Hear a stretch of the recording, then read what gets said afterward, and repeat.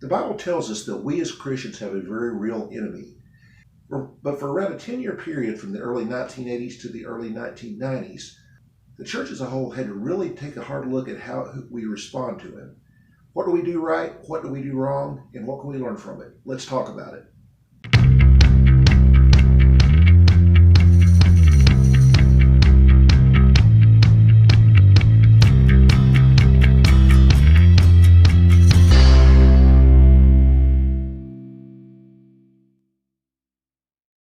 Hi friends, thank you for joining us today.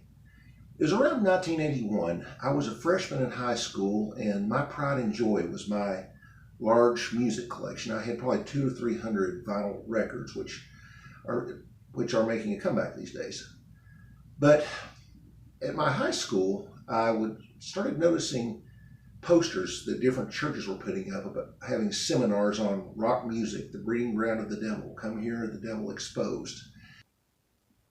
Of course, this was when a lot of the hysteria started about songs by groups like Led Zeppelin, Electric Light Orchestra, Cheap Trick, having supposedly satanic messages in their records when you play them backwards. Now, backward masking in itself was a fairly common thing back in the 60s. Groups like the Beatles and Jimi Hendrix Experience used them mainly just for sound effects. But these were different. These were messages that supposedly when you played them backwards, indicated that some sort of message that was to worship the devil.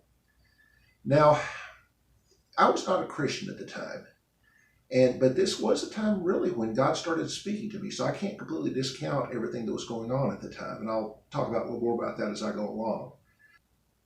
I've listened to quite a bit of those recordings over the years, though, and there are a few of them I've thought, maybe, but for the most part, you seriously have to use your imagination, and when you're expecting to hear something like that, generally speaking, your mind will let you hear it. And plus, with a lot of rock music and other kinds of music too, why would you need to put the backward messages in? The forward songs are bad enough in themselves. But this was a part of a much larger conspiracy that developed over the years, that there was this underground network of Satan worshipers, thousands and thousands of people that have been going on for generations and generations. And if you read a lot of the books that came out back then, there were a lot of really scary stories about them infiltrating schools, churches, and daycare centers. There were horrifying stories about children being abused and even murdered in satanic rituals. But the thing about it is, upon further investigation, there was not a shred of hard evidence for any of these things as far as the ritual abuse goes. And a number of innocent people went to jail, and a number of families were torn apart because of this. But when they looked for the evidence, like if all these people had been murdered in satanic rituals, where were their bodies? Where were the other witnesses? Going back to the music side of it, though, eventually this was one of the areas that God started using to speak to me, that regardless of whether or not these accusations were valid, this music maybe had a place in my heart more than it should have. And I struggled for a long time, but ultimately I did wind up becoming a Christian about 2 years later. And again, after a struggle after that, I did get rid of my rock and roll music. I don't regret it, because at the time that was probably a necessary step for where I was spiritually. At the same time, I bought into a lot of the hysteria that was driving all these other stories. And I also took a very self-righteous attitude about it. If you didn't share my conviction about how bad rock music was, I was going to give you a few choice words. And I was wrong for that, I realize now. Over time, I learned some things about Christian liberty in scriptures like Romans 14, 1 Corinthians 8, Galatians 5, or just a few of them. And I realized that, lyrical content aside, obviously we do need to use discernment, that the Bible never calls any certain genre of music sinful in and of itself. Obviously, any kind of music can be used for good or bad.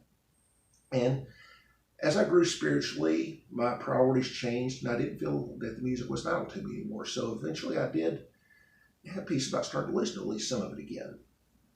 But as far as the overall impact of the satanic panic, along with the music and all the other conspiracies, a great deal of harm was done, and the church suffered a number of setbacks as a result. For one thing, it showed a gullibility that was willing to just accept a lot of wild charges without any real evidence. It also introduced a spirit of fear into the church. And the reaction to it really has created a lot of market for the more satanic extreme bands that we see today. We may not have realized it, but a lot of the neurotic Christians that are out there picketing concerts and drawing attention to this were the best press agents these bands could have hoped for. It also caused people, not just Christians, to get really a strange idea of what it means to be a servant or a worshiper, if you want to call it that, of Satan.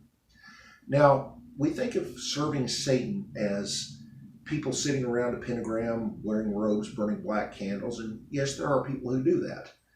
But the message of the satanic philosophy and religion can really be summed up in one of the most famous quotes by Aleister Crowley: "Do what thou wilt shall be the whole of the law."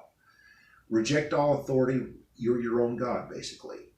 I've heard a story about Anton LaVey, the founder of the Church of Satan and the author of the Satanic Bible, that someone asked him what he thought of quote-unquote satanic music.